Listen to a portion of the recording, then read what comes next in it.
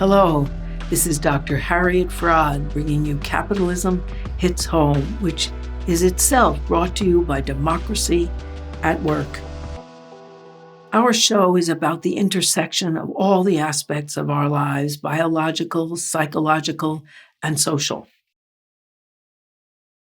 It's produced by Democracy at Work, which is a small donor-funded organization that is bringing about just that, democracy at work and democracy at everywhere. While you listen on YouTube, please click subscribe so that we can expand our audience and our message. You can also get us on your feed, but you could push us up maybe even to 300,000 members because we are very close to that goal. Thank you. Today, I want to talk about connection and the very important aspect of our lives, connection, that is crucial to our mental, political, and social lives. Also, I want to talk about how U.S. capitalism destroys that connectedness that we need to survive psychologically and physically as well. Physical connection, as well as psychological and emotional connection, is crucial to human life. Without connection, emotional and physical, human infants die or don't develop. There's a disease in infants called failure to thrive.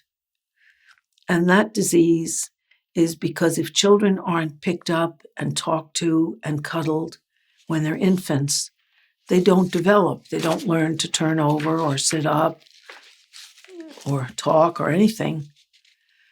And the way this was discovered is after World War II, Renee Spitz studied the infants in orphanages across Europe who didn't develop. They didn't learn to lift their heads or turn over, no less walk or talk. And when he studied the conditions under which they lived, they were fed, people stuck bottles in their mouths, their diapers were changed, but they were not talked to.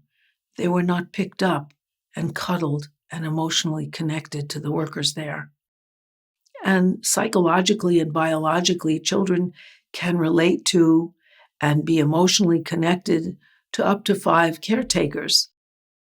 But these children were left unconnected to other human beings.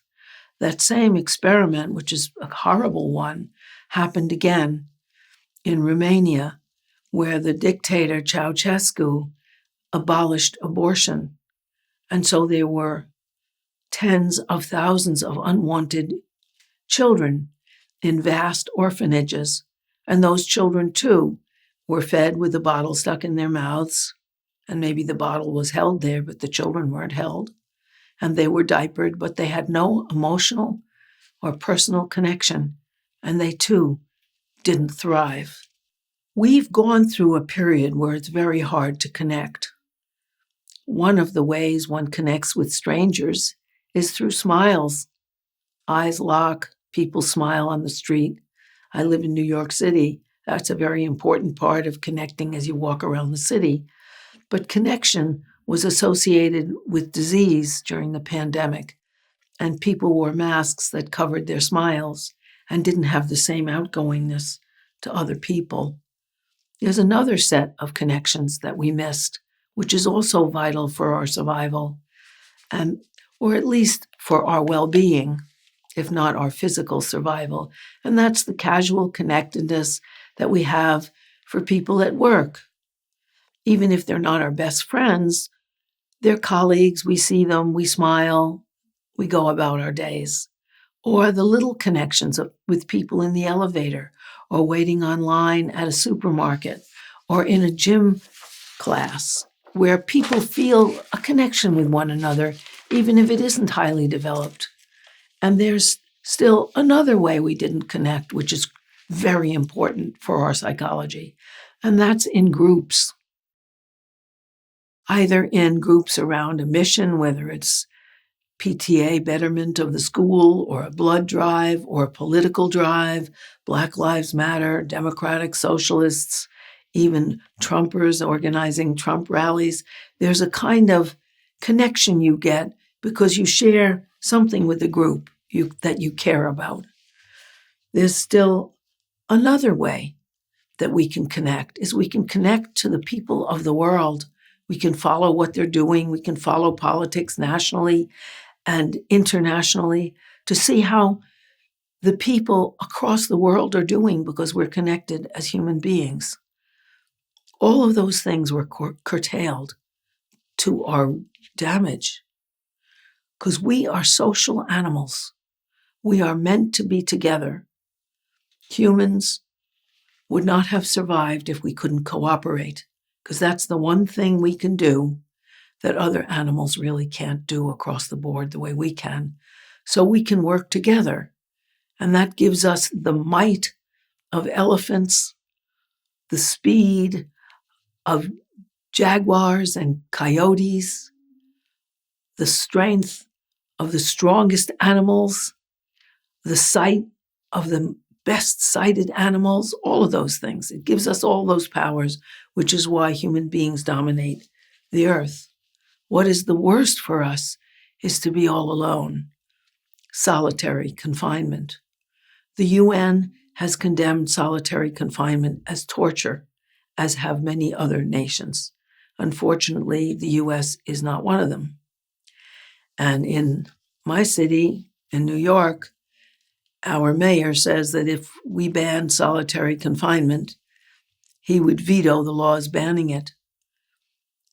Even though at Rikers prison, they have solitary confinement, which they practice widely.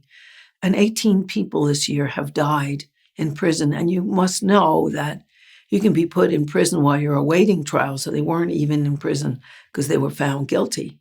There's a high correlation of suicide and solitary, even though all solitary confinement doesn't lead to suicide. It does lead to mental and physical damage. People basically need one another. We are the most social of social animals. And now I believe that one of the reasons so many people in America are going crazy, to use a non-technical term, they're going mad, is because they're disconnected. I live in New York City. I always loved walking around and looking at all the diversity of people and buildings and everything. Now I also have to watch out on my street for who's crazy, which people are so deranged they might hurt me. That's a new phenomenon in America as our social bonds are frayed and broken. Salvador Ferenczi is a most remarkable, wonderful, prominent, well, he used to be prominent, disciple of Freud's. And he believed that trauma, which is separating you from yourself and your own feelings and putting you in a bad way, trauma is caused by severed social bonds, whether the social bond between parents and children or the wider social bonds in the society. It's very, very important to know that because we have been abandoned in the United States by our social institutions and by our government. And I think that's one of the reasons we're psychologically in such terrible shape. Now, what do I mean we've been abandoned? Well, we elected a government during the pandemic, the government of Donald Trump, who abandoned us. He knew in 2019 about the COVID epidemic, but he thought it would be politically bad for him, so he kept it from us. And we have the most dead people in the world in any country. 1 million, over 1 million now, Americans have died of COVID. It wasn't contained. He then sold our pandemic equipment because a good capitalist doesn't keep inventory around. He wants to turn it over and make money. And so we were ill-prepared for the pandemic that happened. We didn't have the protective equipment that we needed. And he abandoned us to sickness and death. He abandoned us further by calling COVID a Chinese virus and helping to separate us from each other by intimating that the Chinese people of America brought us the COVID virus and causing many deranged Americans to hurt Asian people and separate us into races, which is very bad for us. Simple divides where some people are blamed is terrible for our intellectual development, doesn't help us understand anything. And it's terrible because it isolates us from each other when we desperately need connection. In New York for a while, we felt protected by Governor Andrew Cuomo, who gave COVID reports that seemed sensible. But then we were abandoned by him too, because we found out that he was faking some of those reports. He was faking the reports of how many died in the convalescent homes that were owned by a major donor to Cuomo's campaigns. We felt further abandoned when we found out that our hero was sexually accosting people in his office and also misusing funds.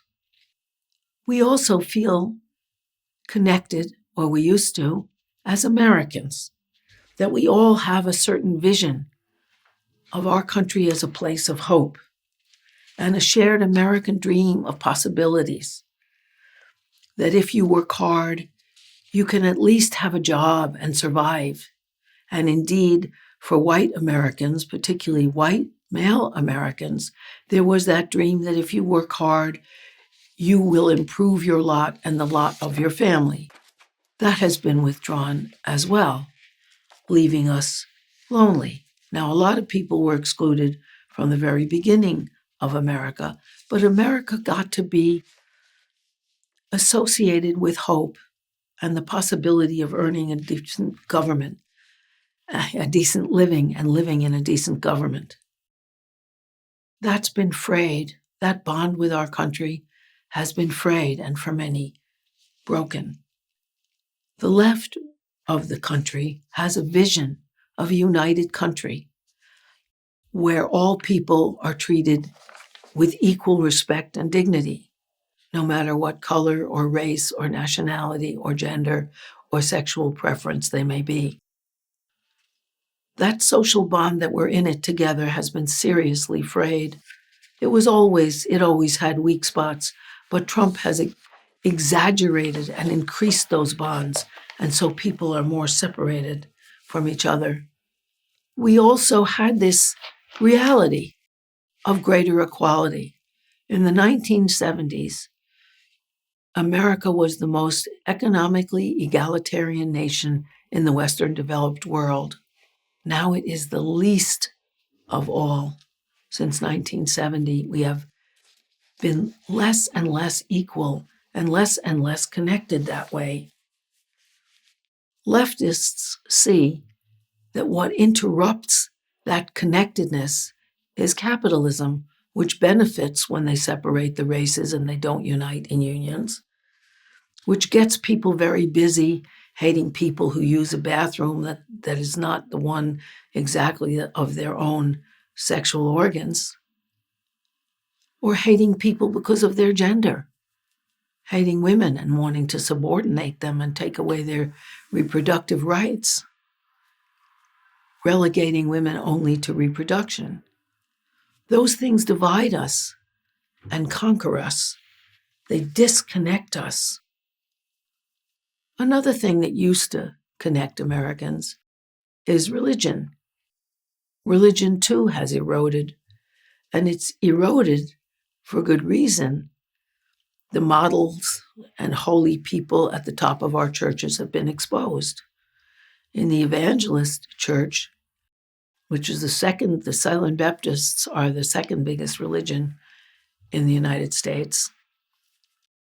The head of the Evangelical Association was Ted Haggard, who preached against homosexuality and for sexual purity, and every few months went away for an affair with a homosexual prostitute while he took crystal meth.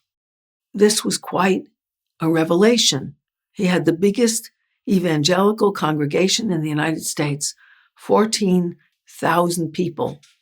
He and all his fellows, Jerry Falwell, the head of Liberty University, where you are not allowed to have sex before marriage. You have to dress modestly.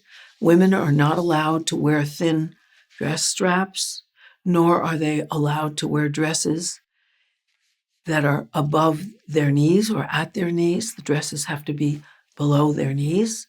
Well, Falwell was caught at a top optional Florida club with his wife and paying the pool boy there so that he could watch the pool boy have sex with his wife.